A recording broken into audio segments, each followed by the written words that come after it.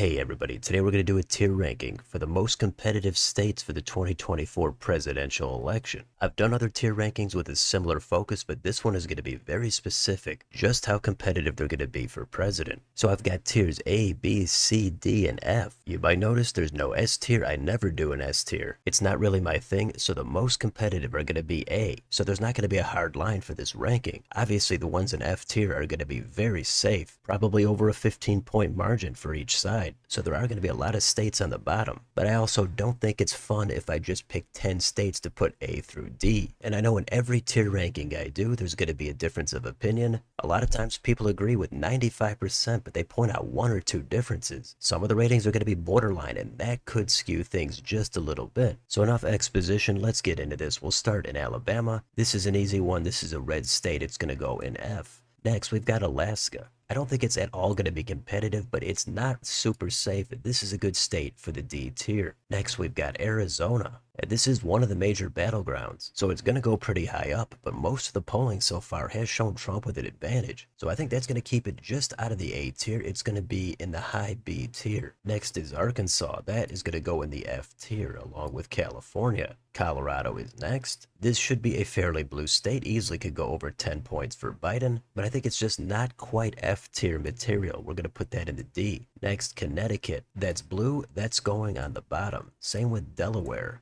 Next, Florida. The former Pinnacle swing state easily would have been in the A tier. Now it does not really look all that competitive, so there's no way it can go in F. Some of you might make a case for C. I'm going to put this next to Colorado in the D. Next, we've got Georgia. This is similar to Arizona. It's going to be super competitive. It used to be red. It's completely up for grabs, but in nearly every poll I've seen, Trump has had somewhat of an advantage, so I'm going to put that in the B tier. Next, Hawaii. That's way too blue. That's going to be in F. Idaho is also going to sit next to Hawaii on the bottom. Next, we've got Illinois. And here's a pretty blue state that maybe gets slightly less blue this time. So you might put this in D if you're doing your rankings just a little bit differently. For me, I'm going to say there's just enough there to put this in the F. Indiana is also kind of the opposite of Illinois. Red state, it's going to go on the bottom. Next, it's Iowa. The state that Obama won twice. Looks like it's fairly comfortably going to go for Trump, but it's not a complete slam dunk. We're going to put that in the D. Next, Kansas. Here's a state that could arguably be trending toward the left, so you might be able to make a case for putting this in D, but given the popularity of the current administration,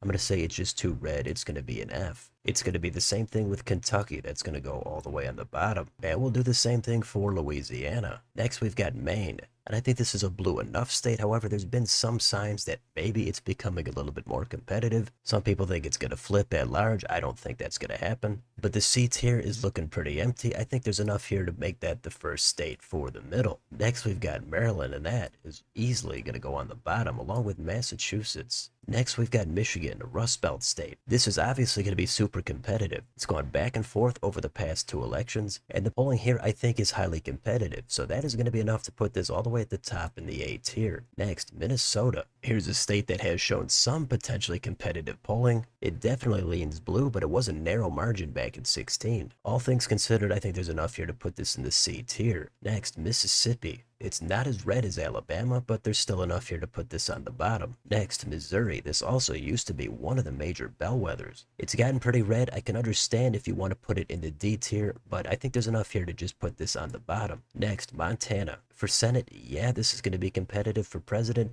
not so much. That's going to go on the bottom. Nebraska is also going to do the same. Next, it's the silver state. We've got Nevada, and there's all kinds of debate about if this state is trending toward the right. A lot of the polls here have shown Trump with an advantage, but it's not entirely clear. Biden won it last time by a few points. This time, it's going to join the other Sunbelt states in the B tier. Next, New Hampshire. This state has somewhat of a reputation for being purple. At a presidential level, I expect it to go blue. It was very close in 16, but in this, I think a good characterization is going to be right in the middle of the pack in the C tier. Next, New Jersey. I think this is another one where you could make a case for the D tier. Maybe it changes later on, but for now, I think there's enough here to just put this on the bottom in the F tier. Next, New Mexico. I think this one is easily going to go in the D tier. A blue enough state, but not guaranteed to be solid. Next, New York. This state went for Biden last time by such a massive margin. I've heard some people say it's actually going to get competitive. In the end, I don't think that's going to happen. Maybe I'm completely wrong, but I'm going to put this in the F tier. Next, North Carolina. This is a state that has an outside chance of being competitive. I'd say it leans toward Trump, but there's enough material here to put this in the C tier. Next, North Dakota, that's a red state. That is going to go on the bottom. Now we've got Ohio. Looks like Trump should have a comfortable hold on it this time. So I think a good tier here is going to be the D tier. Next, Oklahoma, that's very red, and that's going to be on the bottom. Oregon is next. I don't see this actually getting competitive. It's too blue. It's going to go on the bottom. Pennsylvania is next. The key Rust Belt state should be very competitive. The polling indicates as such. That's going to put this all the way on the top next to Michigan in the A tier. Now we've got the ocean state, Rhode Island. It's just way too blue. It's going to go on the bottom. South Carolina is next. It's not the reddest state out there, but I don't think it's going to get really competitive. You could bump it up to D. I wouldn't have a problem with that, but I'm going to put this in the high F tier. South Carolina, that is going to go in the low F tier. Not competitive whatsoever. It's going to be the same with Tennessee. Very red state on the bottom.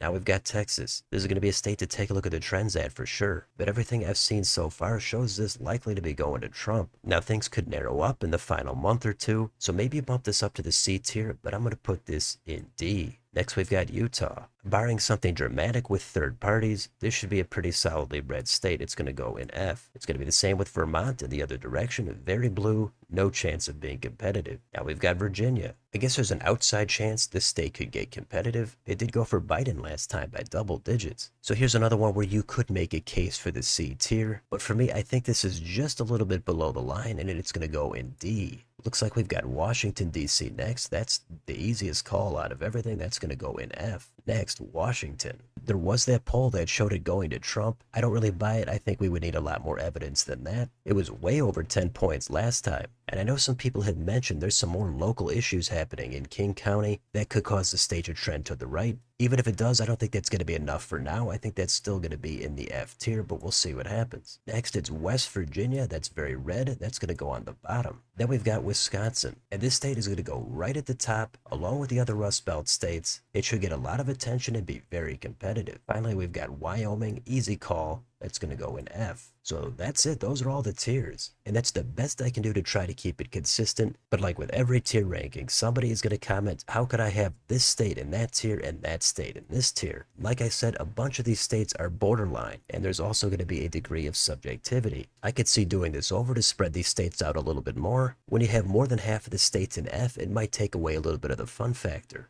But I think I'm pretty good with these states for now. As always, something can change, but it's pretty much tiers A and B that I think are going to get all the attention. You could put all 6 of those states in A, you could swap some of them out, you could do anything you'd like, but these are the tiers that I went with, so let me know in the comments, what do you think about this tier ranking? Hopefully you would agree with the vast majority and not get hung up on 1 or 2 small disagreements. But let me know down below on your way out. Don't forget to like, share, and subscribe. Join if you'd like to help support the channel. Thank you for watching, and I'll see you next time.